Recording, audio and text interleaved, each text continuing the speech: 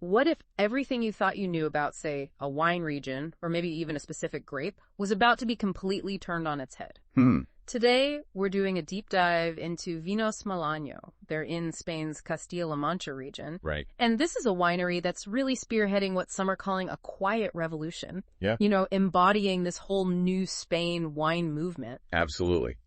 And our mission today really is to unpack their philosophy, which is pretty unique. Look at how they're transforming this often overlooked grape. And figure out how they got this incredible critical acclaim that's really, well, shaking things up over there. Yeah.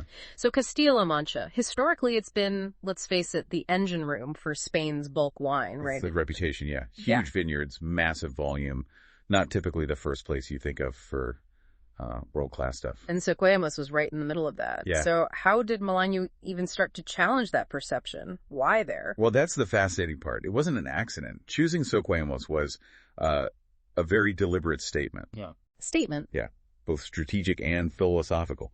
They basically said, we believe we can make truly great wine here, despite the history. It's about proving the potential. Okay, so it's not just about finding cheap land. What actual advantages does the place offer then? What are they tapping into? They saw the hidden terroir potential. Yeah. You've got this extreme continental climate, really hot days, yes, but crucially, very cold nights. Ah, that big temperature swing. Yeah. The diurnal rains. Exactly. And that swing is what helps preserve the acidity in the grapes. That's absolutely vital for balance, especially in a warm climate like La Mancha's. Right, stops the wines getting flabby. Precisely. And then there's the soil. Limestone. Lots of limestone-rich soils, great drainage, Yeah. but they also hold on to just enough moisture for the dry farming they practice. Yeah, Forces the vines to dig deep, concentrates the fruit. Makes sense. Yeah. Okay, so if the region was the workhorse, then the Airén grape, that was probably doing most of the pulling, right? I mean, wasn't it the world's most planted white grape once? It was. But always seen as, well, simple, rustic, kind of low in acidity. Not exactly destined for greatness, historically speaking. But Malaño is leading this Airén renaissance. How do you take that grape and make it extraordinary? It comes down to, first, really meticulous work in the vineyard, and second, their philosophy in the winery, conscious enology. Okay, let's break that down. Viticulture first. Right. They're working with old bush vines. We're talking at least 25 years old, low yielding, and importantly, dry farmed. Old vines, less fruit, more flavor. Exactly.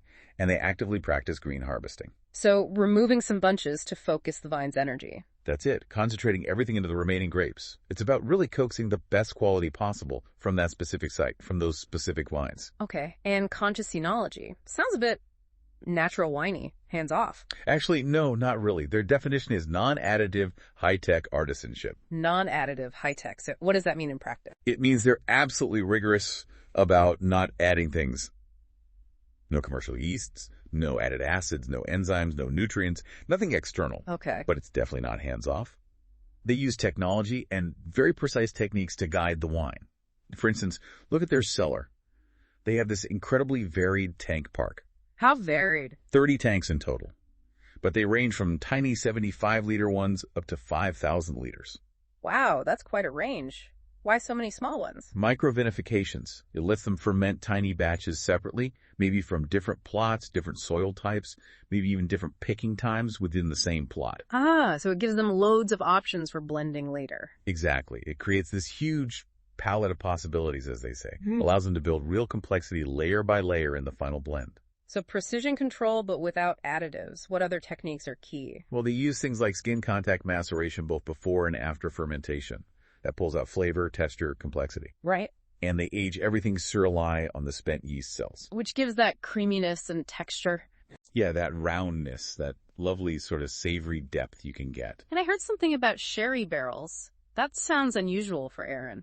It is. They use a mix of oak, but yes, they strategically use some ex-sherry barrels. Some are really old, like over 50 years. And what do those bring to the party? These incredible, unique notes. A kind of saline, nutty complexity. You really notice it in their Airén Plus wine. It adds layers you just don't expect. Fascinating. So who's the architect here? Who's driving all this innovation? The winemaker, Jesus David Alcalá Medina. And his background is pretty much the perfect storm for this kind of project. How so? Well, he's fifth generation, grew up on the land, has that intuitive understanding, that heritage. Right, the feel for the place. But he's not just relying on tradition. He's got serious training, university degree in enology, WSET level 3, even a master's in wine business. Wow, okay, so he understands the vines, the science, and how to sell the stuff.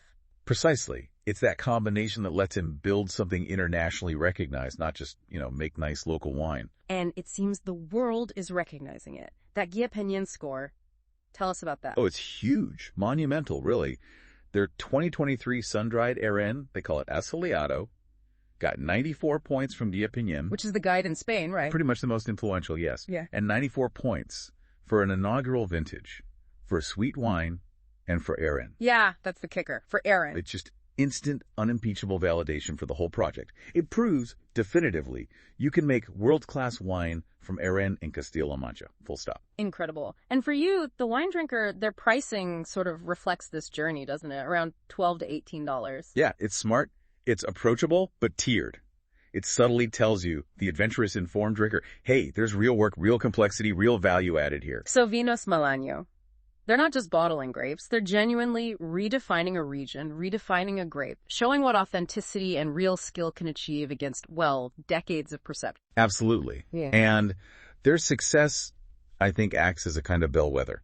It signals the potential locked away in other supposedly forgotten places or grapes. Yeah. Not just in Spain, but everywhere. Makes you wonder, doesn't it? What other unexpected depths, maybe in wine, maybe somewhere else entirely, are just waiting for someone to approach them with that same mix of deep roots and high-tech curiosity, that conscious enology mindset. Something to think about. Definitely something to ponder. We'll leave you with that thought until our next deep dive.